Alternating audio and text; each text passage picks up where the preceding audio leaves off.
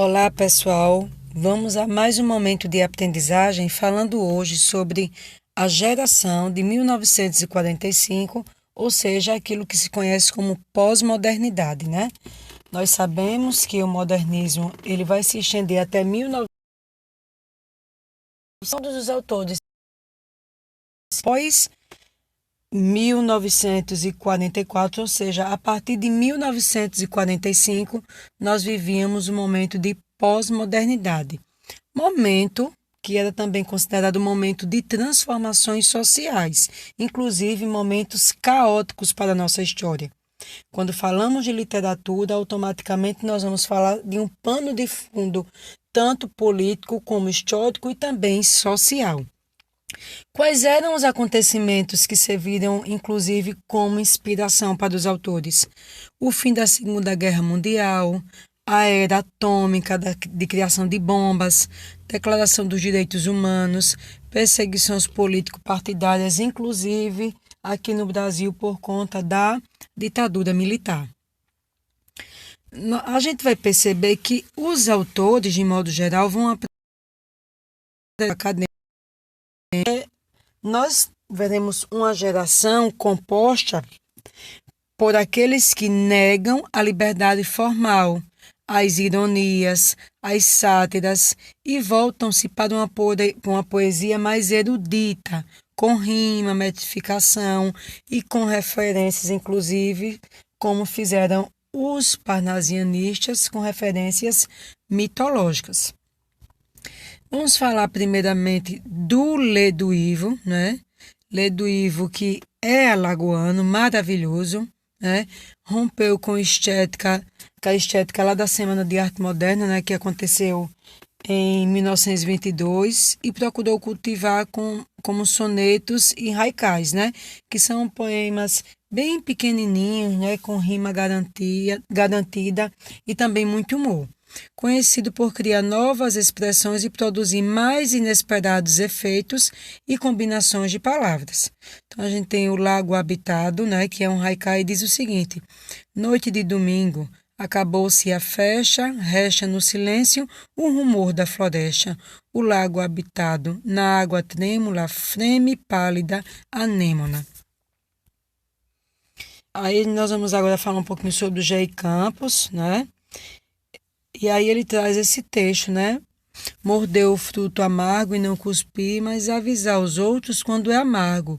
Cumprir o trato injusto e não falhar, mas avisar os outros quando é injusto. Sofrer o esquema falso e não ceder, mas avisar os outros quanto é falso. Dizer também que são coisas mutáveis, e quando em muitos a noção pulsar, do amargo, injusto e falso por mudar. Então confiar a gente exausta o plano de um mundo novo e muito mais humano. Vamos agora trazer o Darcy Damasceno dos Santos, né? Crítico e grande estudioso da literatura brasileira e principalmente naquilo que se concerne à obra produzida pela escritora Cecília Meirelles. E aí o texto escarninha, depois vocês vão observar com mais cuidado. Aí nós temos o José Paulo Paz, que também faz parte desse momento mais maduro da literatura, ainda uma literatura que nega as mudanças, principalmente as mudanças na composição dos poemas, né? Fazendo uso, inclusive, daquelas metrificações, daquele modelo antigo, principalmente dos parnasianistas. E aí José Paulo Paz, tem um textinho dele, né? Mas ele foi tradutor, grande estudioso, e tem um textinho dele que é intitulado Poesia, né? Quando ele faz um chamado para que nós possamos ler poesia, né? Que ele diz que a poesia brinca conosco, que nós brincamos com ela sobre a passagem do tempo. Vale a pena vocês procurarem e pesquisarem. É um texto curtinho, maravilhoso. O João Cabral de Melo Neto, esse todos conhecem, principalmente pela criação da obra Morte e Vida Severina.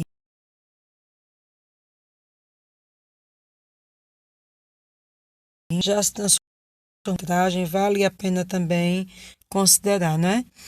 Ele apresenta características diversas dos escritores de 45, voltou-se para a concretude e análise objetiva da realidade, constrói uma poesia substantiva com objetividade, precisão vocabular, preocupação com a forma e construções sociais.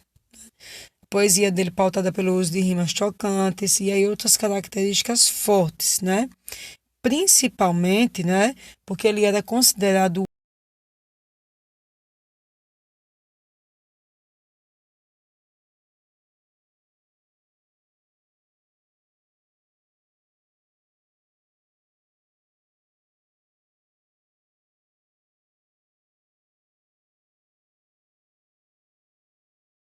de Vida Severina, Pedra do Sonho, Psicologia da Composição, Terceira-feira, Gestes, Primeiros Poemas.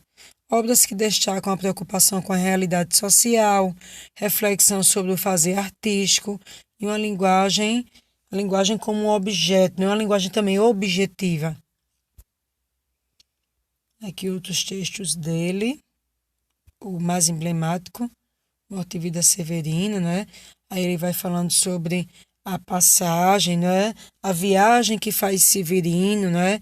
E cada cena vai representar um local em que Severino para, né? As regiões do Nordeste, né? O Vale a Zona da Mata, não é? O Agreste, o Sertão, a Paraíba, né? O momento que ele chega, inclusive também a parte lagunar de Pernambuco, muito bonita a obra e muito interessante. E aí é a apresentação, né? Quando ele diz quem é e a que vai. A Clarice Lispector, que também é uma escritora muito importante nesse momento, né? Que tem uma obra que a maioria de vocês devem conhecer, A Hora da Estrela, que fala de uma lagoana, né? Que teve uma sorte não tão esperada, né? Quando foi morar em outra região do país para tentar a sorte. A Clarice Lispector, vou passando aqui os slides e vou falando sobre as características dela, e para que vocês entendam as obras da Clarice Lispector, é necessário entender a biografia dela, por ela ser uma pessoa, né? Uma ucraniana, que veio para o Brasil com a família precisou mudar de nome, né? Inclusive o nome dela era Aya ou Shaya, né? Dependendo da tradução, né? Que ela veio, nasceu com essa missão de ajudar a mãe a se curar de uma doença, né? A mãe dela que adquiriu uma doença por ter sido estuprada por alguns soldados russos, inclusive. Então, é uma história que vai interferir muito na vida dela, né? O vício do tabaco, e ela perdeu quase que o movimento do braço.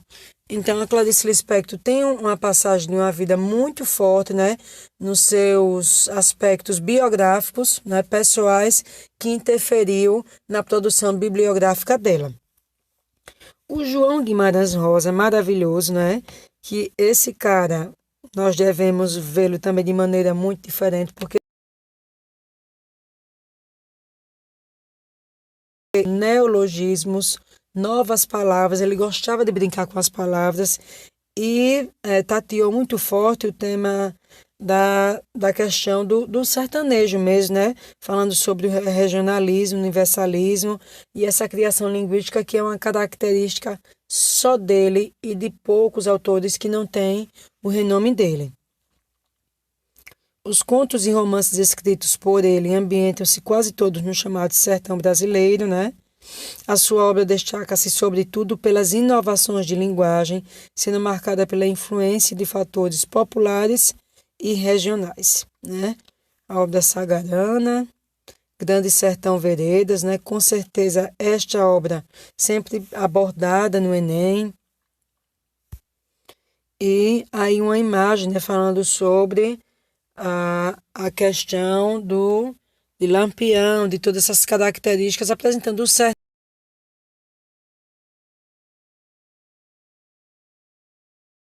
A aula que eu estou postando hoje, que esses temas, eles serão abordados no nosso próximo seminário. deixarei uma lista, né? Deixarei a presença em uma lista e o aluno vai escolher o tema, né? E a equipe da qual ele vai fazer parte no trabalho, tá ok? Forte abraço e até mais.